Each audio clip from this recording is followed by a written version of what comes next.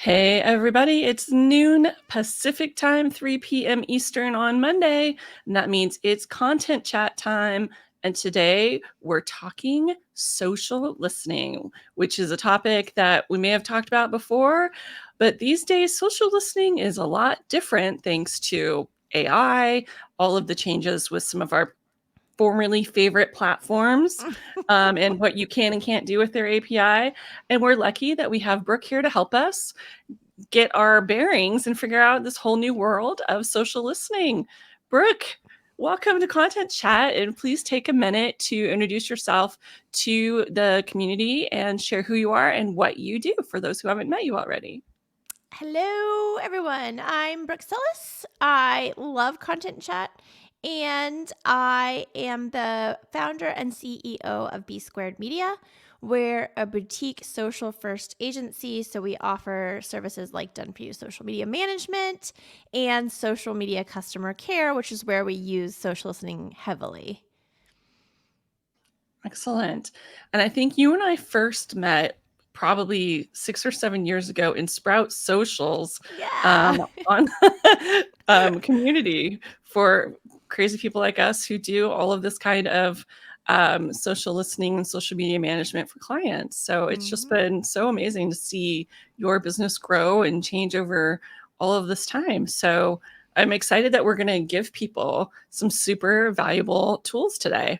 But I always start, as you know, with a question to just do that level setting. So for those who are just tuning in or watching the stream on the archive, what is social selling and what's the difference between social selling and just social media monitoring in general?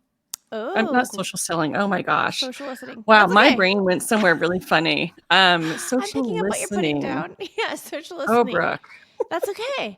I'm having a So, Monday.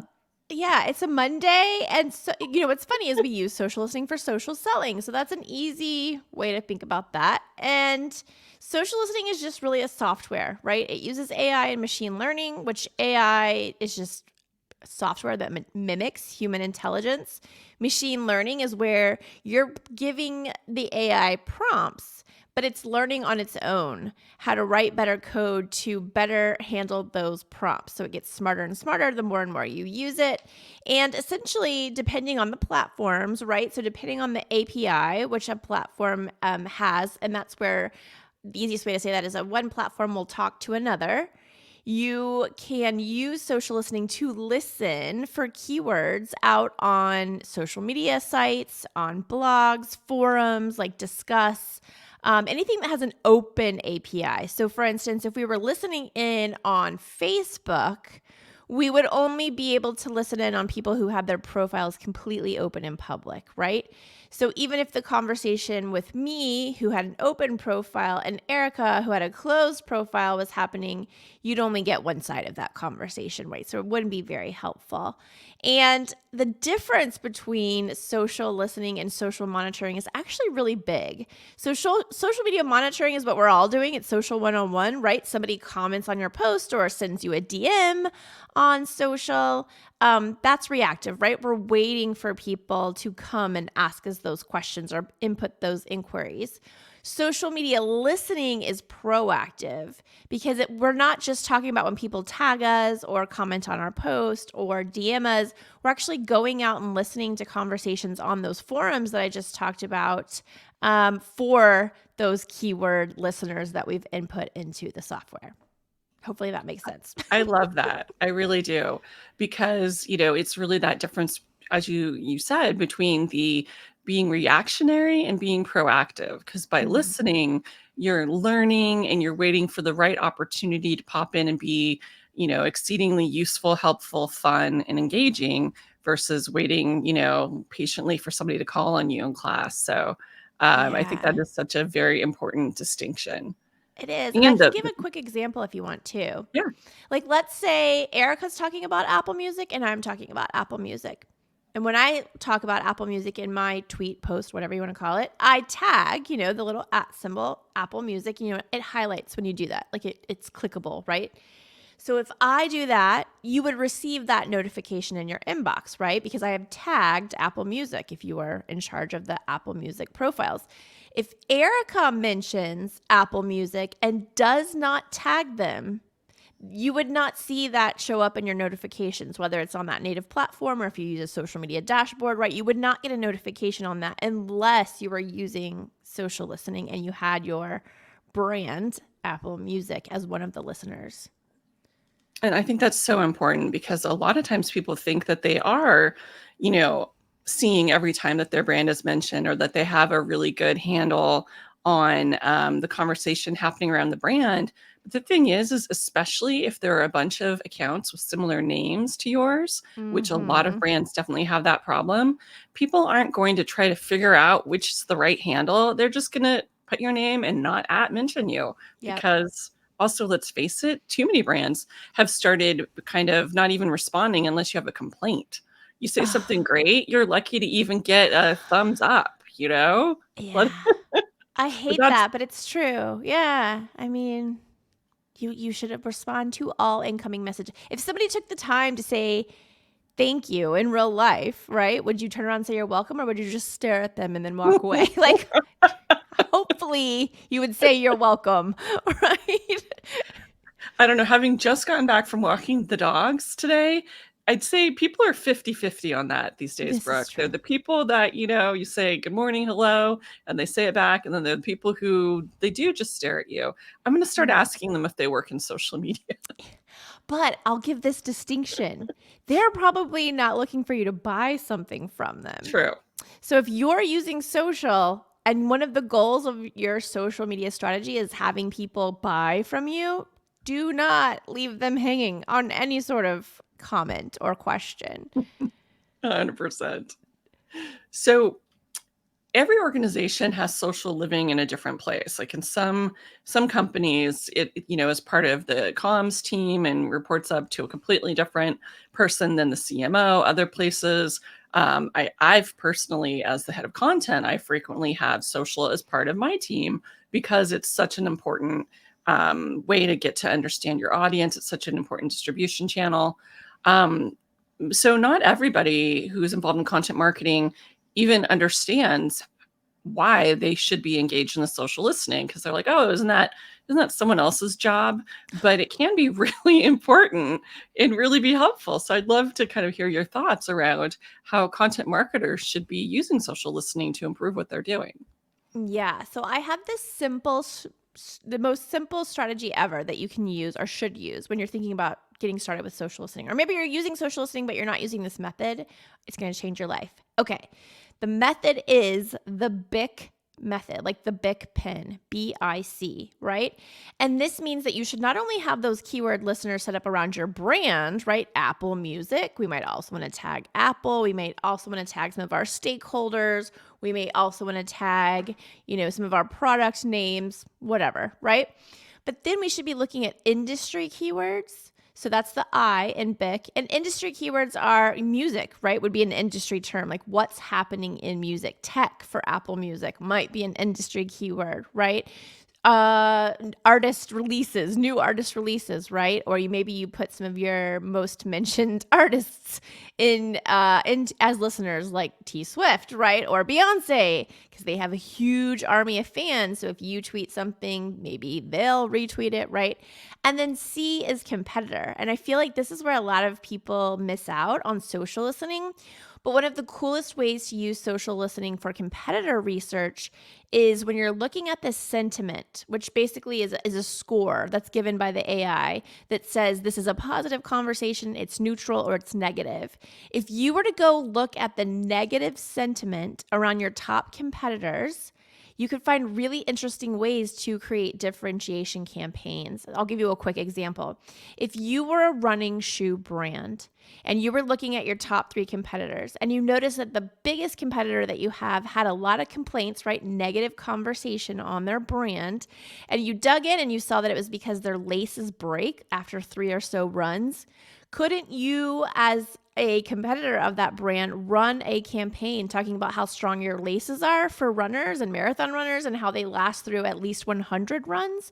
Yep. Absolutely, you could, right? And that's what we call a tactical or differentiation campaign using competitor listening. I love that. And it looks like we actually have a question. So I'm going to pause this for a moment and share our question. So because we, at the top with my brain going there, we talked a little bit about social selling. So I don't think we are covering this question later. So maybe we can briefly talk about how you would, want the sales team to be using social listening as part of their sales cycle.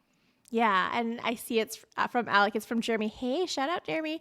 So yes, so this is funny. We actually use social listening here at B Squared as part of sales enablement. I'm the entire sales enablement team. You are looking at all of them, and so I put out different words, especially about our competitors, and I try to understand the positive, neutral, negative sentiment that's happening. We only have two big competitors, but I'm constantly looking at the conversations that are happening around their services, because obviously we're all service-based businesses, and this is specific to social care, by the way. Mhm. So I can literally see what people rave about with them, and I can make sure, just as a salesperson and also the owner of the company, so I've got a little bit of leeway there, what we need to work on if it's something that I feel like we're not good at. But the most important part, again, are those negative conversations. When I start to see the negative conversations happening with our competitors, I know I want to produce content that addresses those pain points and shows their customer that I am doing those things that they say they don't like, right? Well, or doing them better. I can also run advertising campaigns. You can literally target those companies, your competitors, in the advertising campaigns and do that differentiated campaign. So much like the running shoe brand that I mentioned, right? And the laces, you could run a paid campaign and literally target the fans of your competitors' pages. So content, advertising, obviously your social media organic posts could also address this. Or if you're using any sort of like ABM campaign, account-based marketing, you could also use this data to help drive what happens throughout that campaign. I So love all of yes. that. Short answer, yes. Do it, do it, do it. And for asking about, how can you and should you build social listening skills into, sales enablement? I actually always go one step forward and I go and I put in social listening and employee advocacy training Oh, as part smart. of new hire onboarding. Smart. Because I think it's so important to just help everyone understand why you're using social as a company, what your objectives are, how they can help, and then just giving them those really practical skills so then they feel confident having that be part of their toolkit, regardless of what their job is in the Mm-hmm. organization, because you want them to be connectors and amplifiers.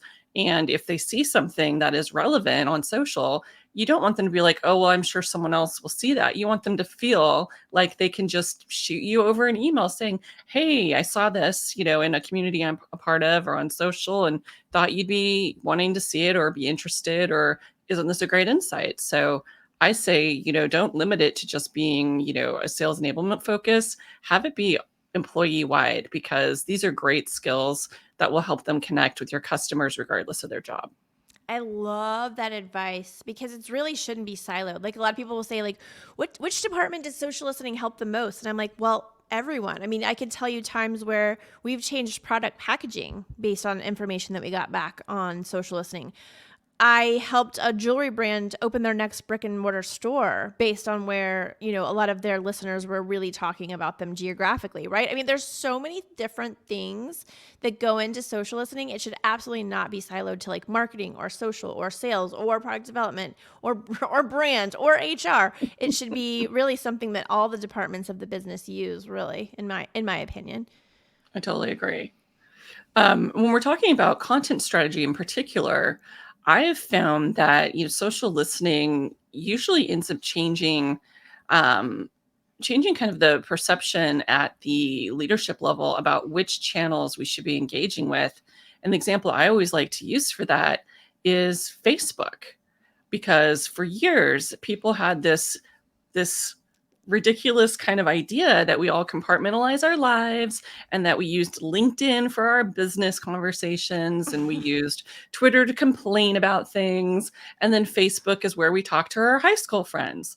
And while sure, some of that is true, um, a lot of us were having really insightful, interesting conversations with strangers that had some sort of an interest, be it professional or regional or what have you, all the time. There are all of these groups that kind of sprung up organically on Facebook around the time that LinkedIn was having some challenges with their moderator tools. And Mm-hmm. the thing is those communities did not migrate back to LinkedIn.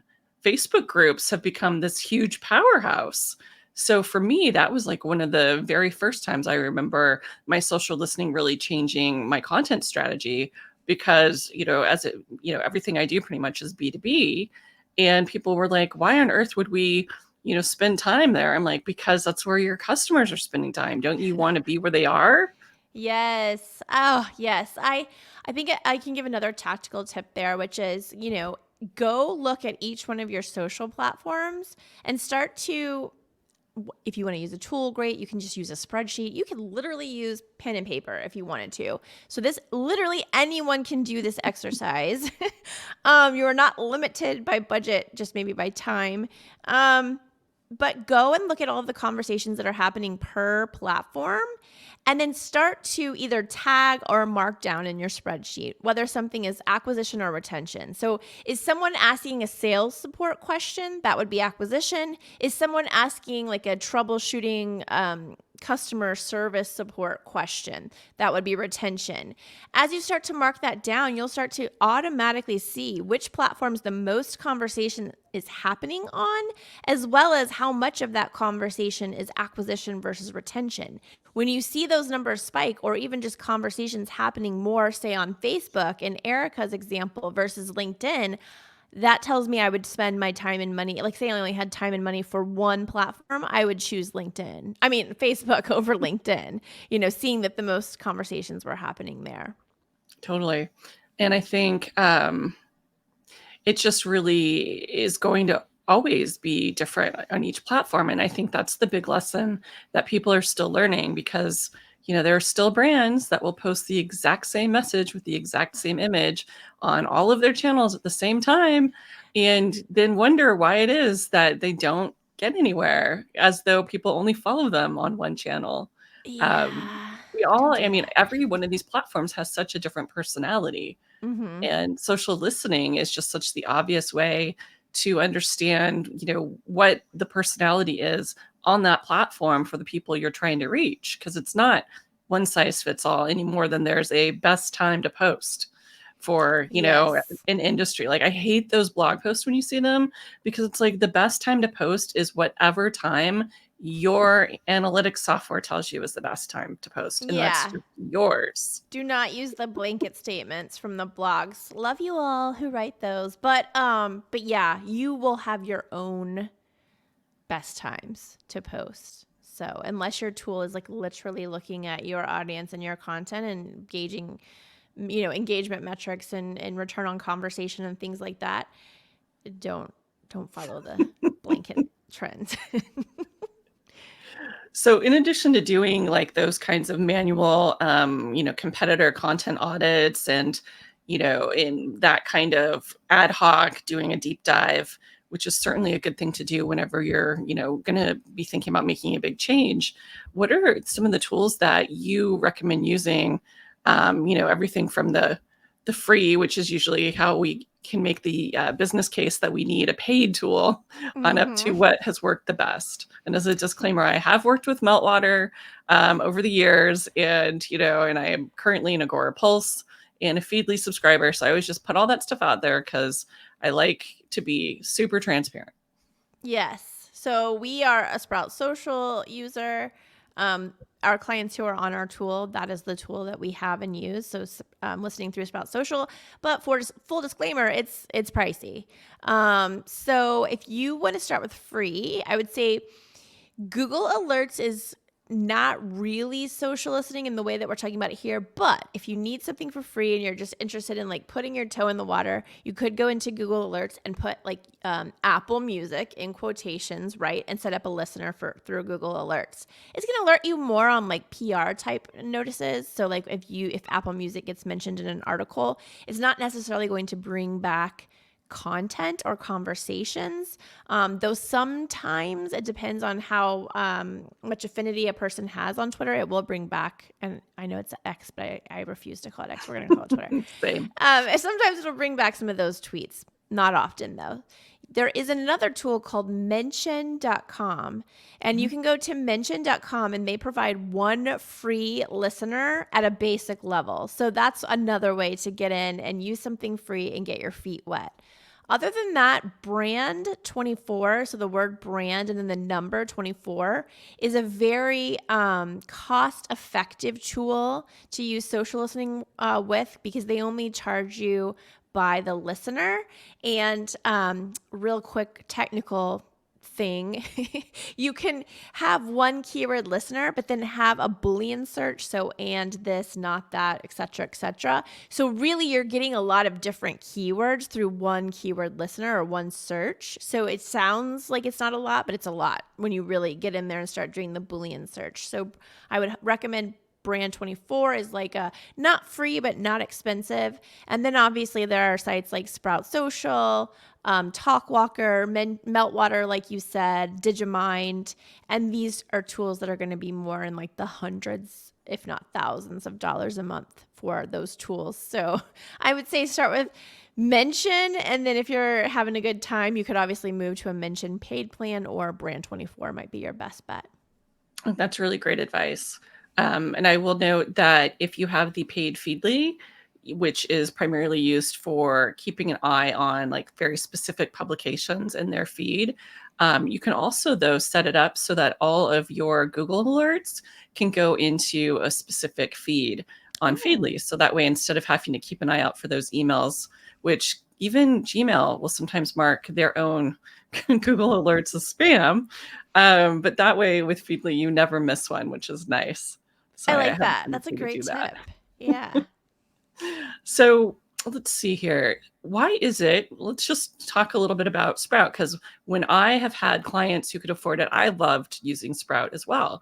But I'd love to kind of have you share, why it is that you ended up picking it, and what its capabilities from a social listening and kind of nurturing the community standpoint, for you at least, have made it really stand out. Because I think it's important to actually get to hear from somebody who is a huge brand advocate, about why. Because to some, it can seem like all of these platforms are the same.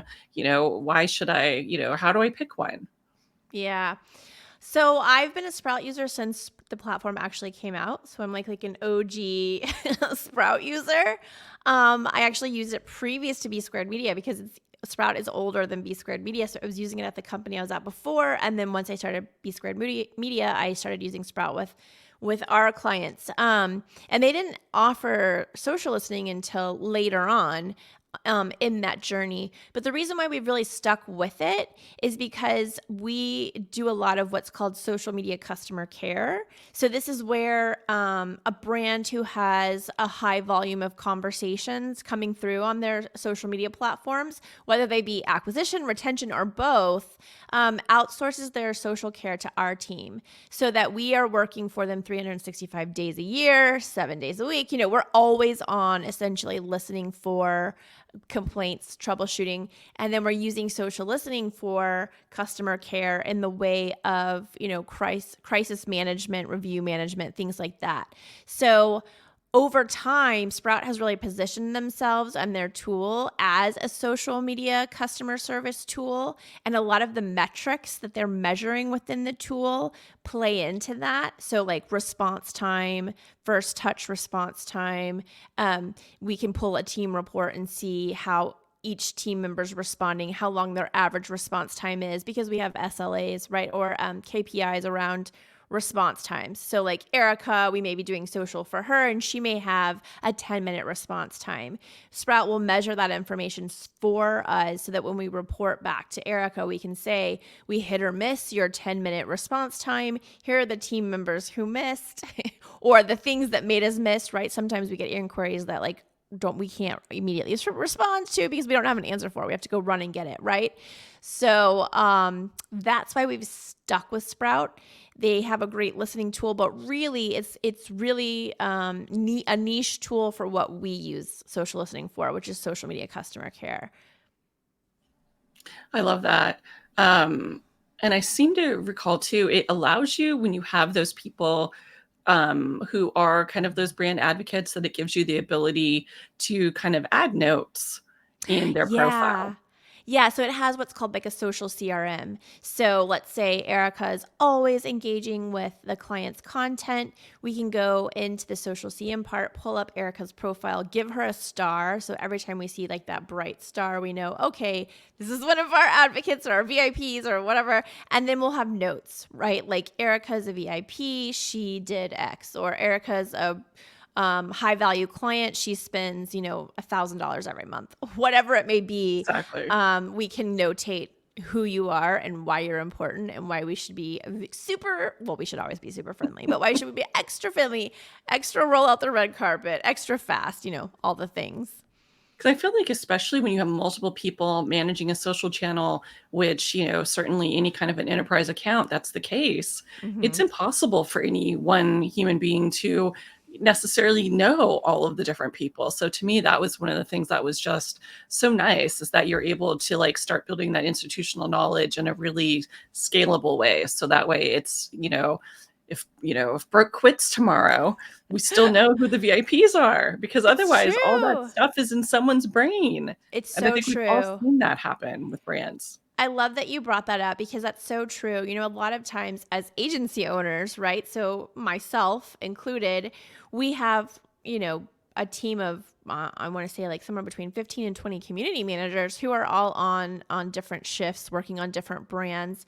And sometimes if we lose someone, we'll slot somebody else in, and it's as a business owner, it will save you so much time and money to have a tool that has like some sort of social CRM like that, because there's not a lot of downtime, or there's not a lot of like drive the bus time, as we call it, right? Like you can kind of hit the ground running because they already obviously know how to do social care. They've been doing that somewhere else, but now they can just see those key players as they come into the inbox.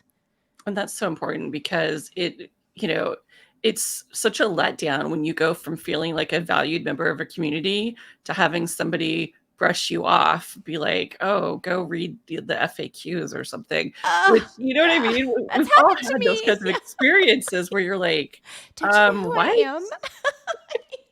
I hate Do to say you it, know but who I am? yeah. I'm a Yeah. very important customer. Yeah. Yeah. I mean, it's so true though, because by the way, this is one of the easiest things you can do to differentiate from your competitors, because unfortunately, even though this sounds so easy and like everybody does it, they don't. So if you can pick this up and really be the best at this, just knowing who your VIPs are and talking with them through your social channels, man, you will set yourself apart really quickly. Exactly.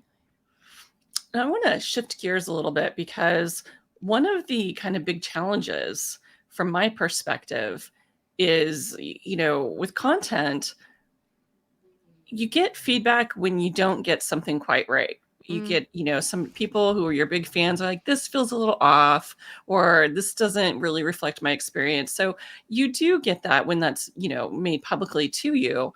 But we also know that if you really step in it, quite probably you're not going to be hearing about it publicly first. Instead, people are going to be sharing snarky screen caps and comments on a Slack community, or sending things via email and figuring out how they're going to publicly make you feel, 2 centimeters tall. Mm-hmm. We're talking about dark social, and it's not the dark web, but it's stuff that you can't necessarily see. So let's talk about, what dark social is, and how you can try to be able to, be aware of some of these conversations. Yeah. So, as I mentioned earlier, a lot of social listening happens on public forums. So if I DM Erica with a snippet of somebody's, let's just say, post on social, and I'm like, look at this guy. He just really is full of himself.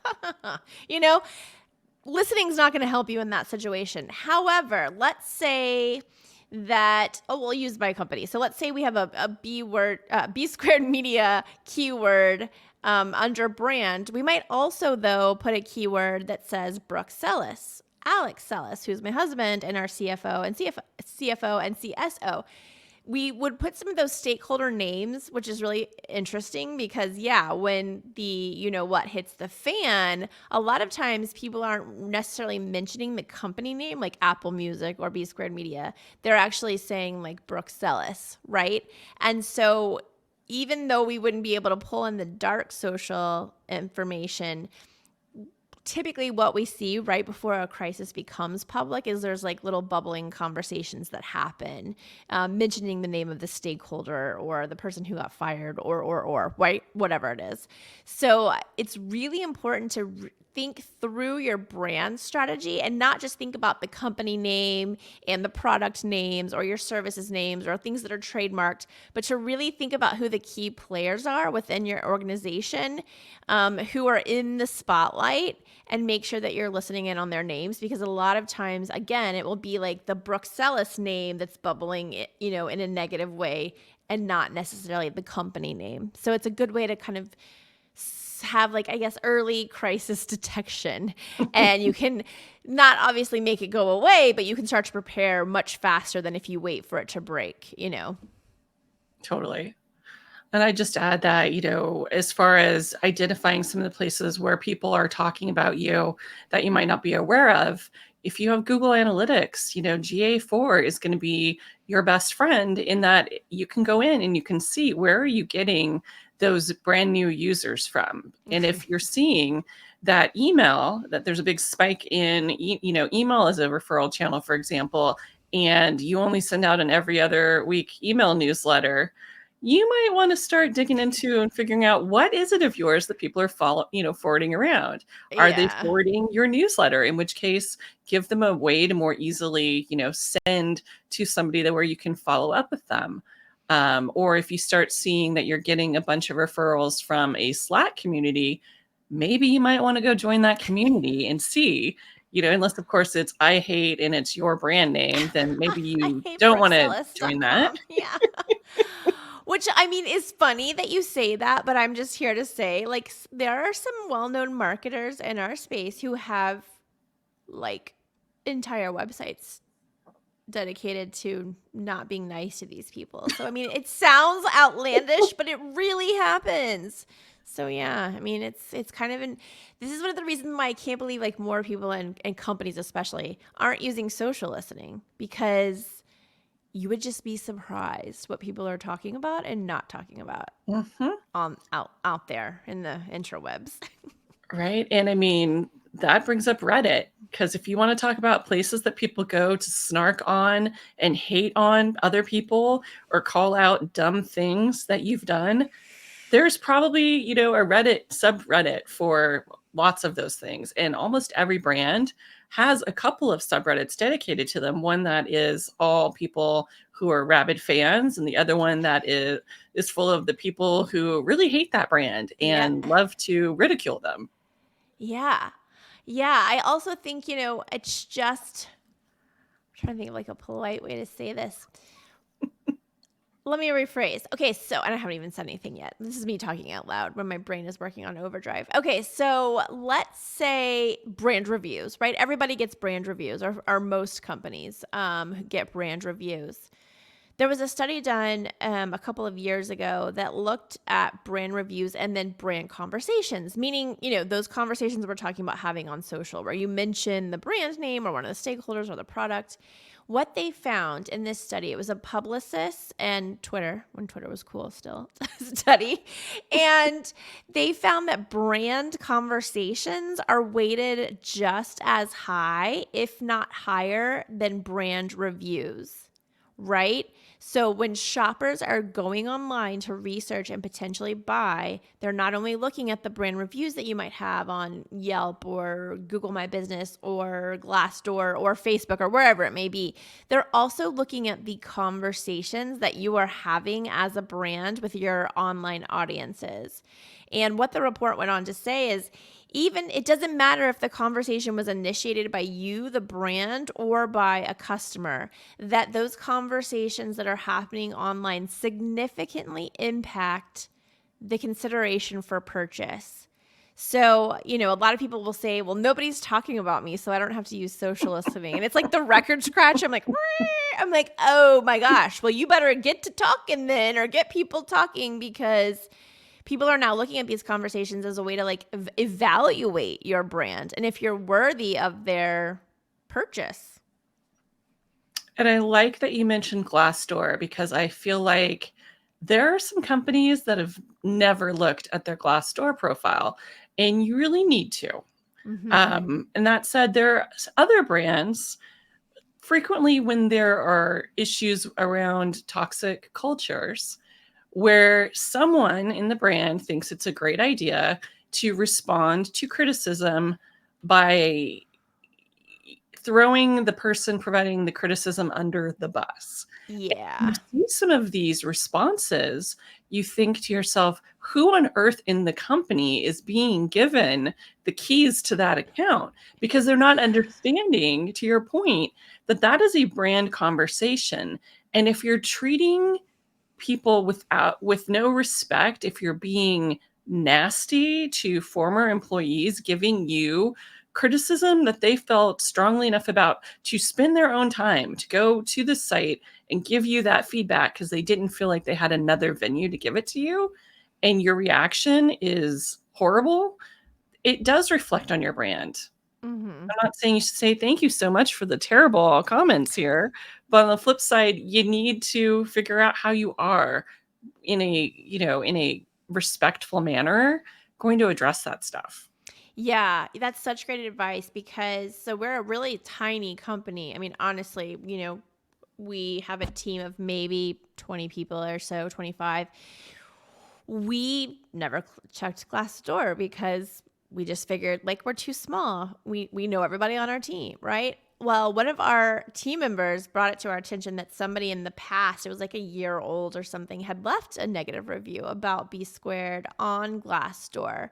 So obviously we ran right out there to try to address it and to ask this person, because you don't know who it is, right? It doesn't always show you who it is. So we said like, hey, here's our emails. Please reach out. We'd love to hear about your experience because we're not really sure where this is coming from.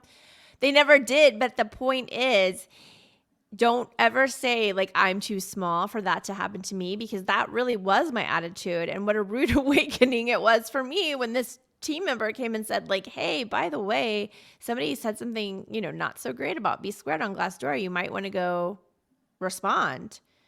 So I think that's another important, you don't have to use social listening for that, but part of what we listen for through social listening are those reviews on like Google My Business or Yelp or Glassdoor or wherever it may be. So part of using social listening is a great way to keep on top of those reviews and make sure that when something comes through, whether it's negative or positive, that you're able to go and make a response. Exactly. Because it's like there's a new platform, a new service, a new website popping up every single day. There is Yeah. no way you can possibly just, manually go to all of them. But if you're doing a good job with your social listening, you'll start finding out if there are these pockets where people are talking about your brand. And if you're not there to defend yourself or to add to the conversation, they're still going to keep talking, only you're going to be completely oblivious and think that what your customers want, what they need, and that you're doing a great job, when in fact that may or may not be true. You may Yeah. not have the right impression. That's another great point you bring up, Erika. In this report that I was talking about, the Publicist and Twitter one, what they said about those conversations was, even if the conversation was negative, as long as the brand comes through and responds in a way that seems to maybe not even solve the problem, but like they're responsive in that they want to solve the problem, that the onlookers, which, social media is a spectator sport, right? That the onlookers actually left feeling positive about the brand as long as the brand came through and was a part of that conversation. So that's a great point that you bring up, Erika. Like, even if it seems like, oh no, we're getting pelted with bad things, as long as you're coming through and you're like showing a genuine interest in solving whatever those pain points are, you'll still be looked upon as positive, which is fantastic. I mean, this is the power of brand conversations and social listening.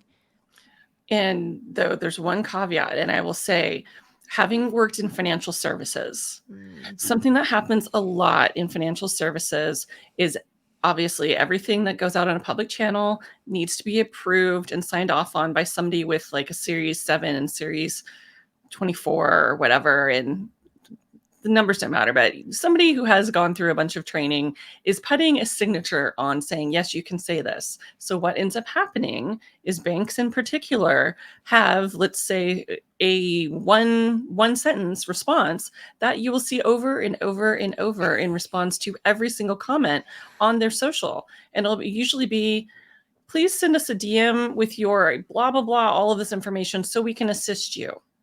And that is the worst thing you could do. At a minimum, go to AI and have it write you 100 versions of that and have your S24 approve all of them so you can pick which one is the most friendly and appropriate for the tone that you're getting. Because you can't have a page that is the same sentence over and over in response to every single thing. It's horrible. Yeah, that's the absolute truth. We work with a few financial brands and a few healthcare brands. And so everything we do has to be approved. But that's exactly what we did. So I love that you said that. We would go take the like mundane, legally approved, you can only say this statement, and then have, ChatGPT or something come up with 50 other ways to say it, and then go get those approved by whomever we need to get the approval from. So, before we had done this, and this was years ago now, so this was really before like AI became a hot topic, but we would, copy and paste what we were allowed to, and people would be like, is this a robot? So even back before like robots were all the rage, people would be like, when you put the same answer over and over and over again, they don't even think they're talking to a human anymore. So And that's I the think worst. yeah, You don't want to be really mistaken bad. for a robot on social. That is the worst feeling. No. Yeah. Before we open it up to Q&A, I did have one last question, which is, what if a brand creates, if a brand creates content and posts it on social and nobody responds, it's like the tree that fell in the forest and nobody saw it. So, what can we be doing? I mean, what can we learn from social listening so that we create content that really does get the feedback from our communities? Yeah, content that connects is so important. And I go into this like ad nauseum in my book. So if you are actually interested in like the science behind this, like the sociology and the psychology behind content that connects, I would urge you to check out my book. We also have a free course on content that connects. But ultimately, what brands are failing at is moving into those deeper disclosure type conversations on social. So they're sharing cliche information. They're sharing facts, right? We're open today. Our new product is XYZ. Bye, bye, bye. And instead, what you should be doing, and if you're using social listening to help you do this, all the better, but find out what those top fears are, top best feelings are, right? Base it off of like opinions and feelings. Look at social listening to see what people are saying about your industry or your brand or your competitors, right? That whole BIC method within those conversations, and then start asking questions based on that. So it's like yes or no.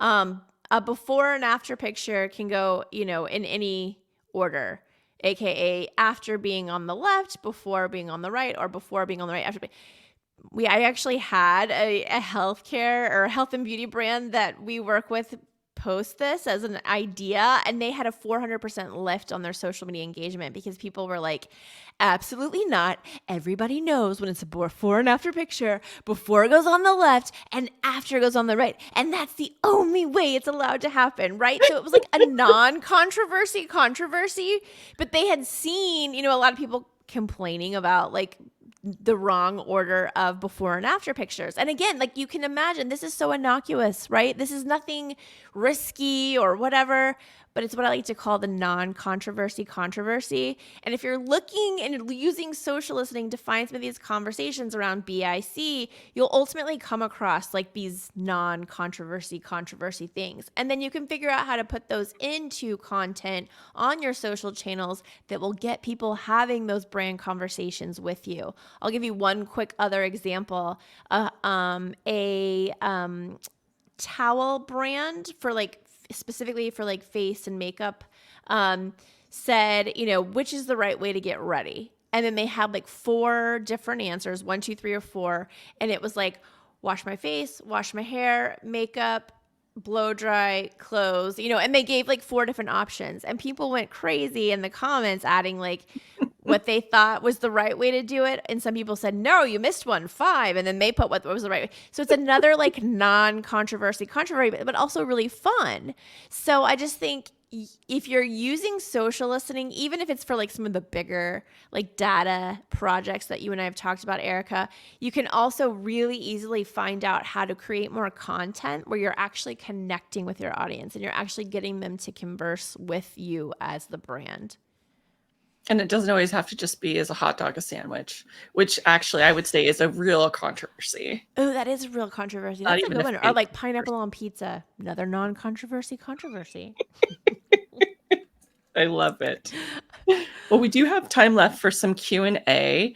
And as people think about what they want to ask you, I have just a random question, which is, what is the like most surprising thing you learned either about people's perception of your company or about a client? Like the most surprising thing that you found out from social listening that you would have never guessed or never would have, wouldn't have ever occurred to you to do from a content standpoint?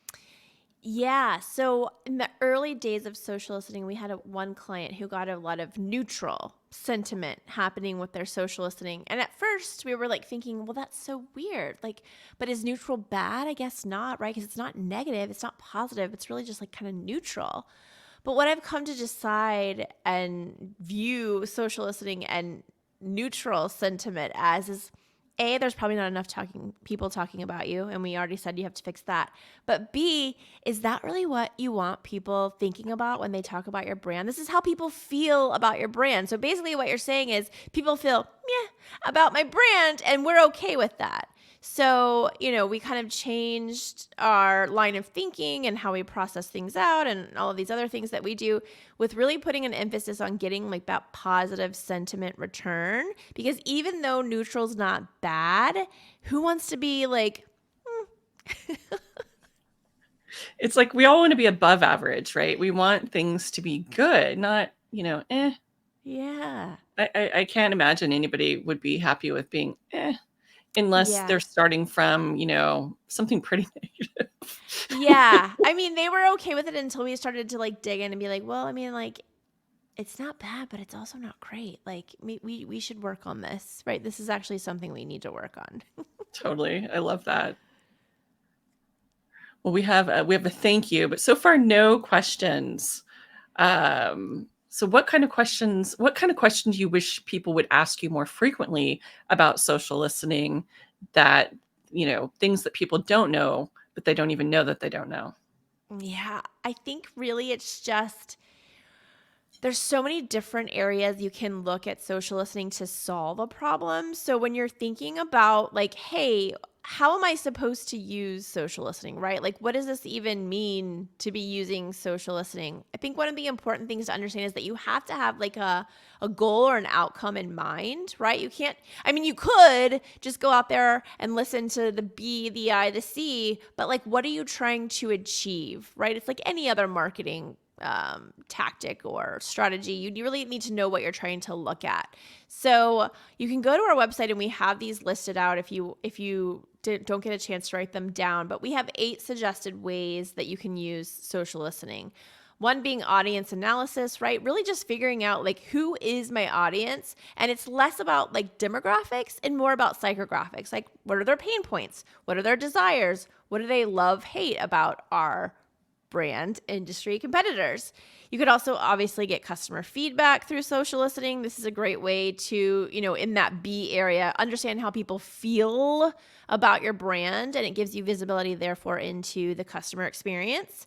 There's also customer research. So if you're trying to target a new audience, let's say for your product or your brand, you can go use social listening to do a little bit of research. It's basically like the world's biggest focus group, only it doesn't cost that much money, right? It's lot cheaper than a focus group would normally be. And you get a wider opinion. It's a more diverse opinion. You can listen across the globe.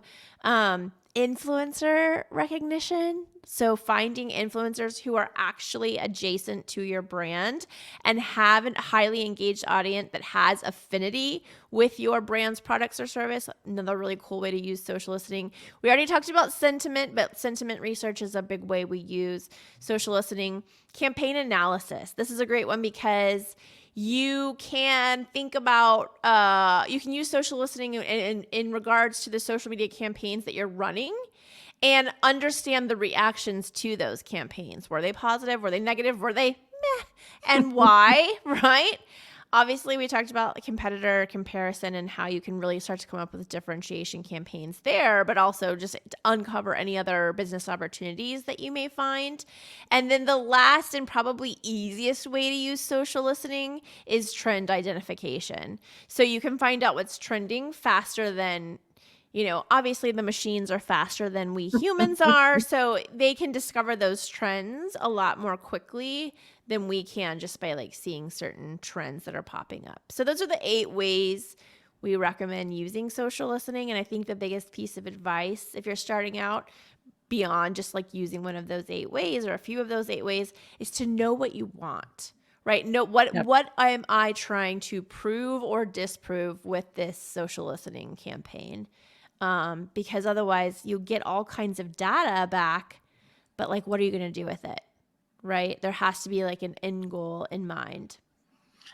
And I'd say, kind of coming full circle on that too, it's if you don't have that goal, you don't have that objective identified up front, then you're just wasting your money. Because when you've certainly judged a number of awards categories, as have I don't know about you, but the thing I ding people on the most is when they've put in an award submission for a strategy category and there was literally no strategy. There was no objective. There was no goal. It was just, look at these great results. And I'm like, I don't know if these results are great. They are results. Yes.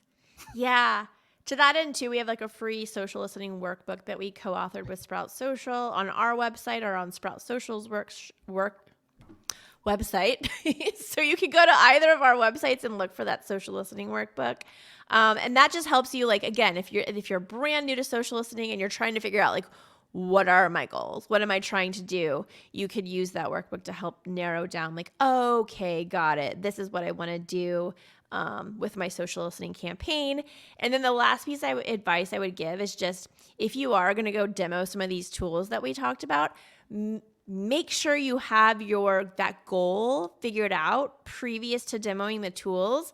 That way, when you're demoing the tools, you can be like, hey, Erika, great. I'm loving this, everything I'm seeing so far.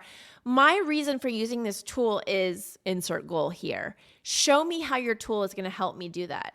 If they can't show you how the tool is going to help you do that, move on to the next demo. Exactly. That is such great advice. I love that.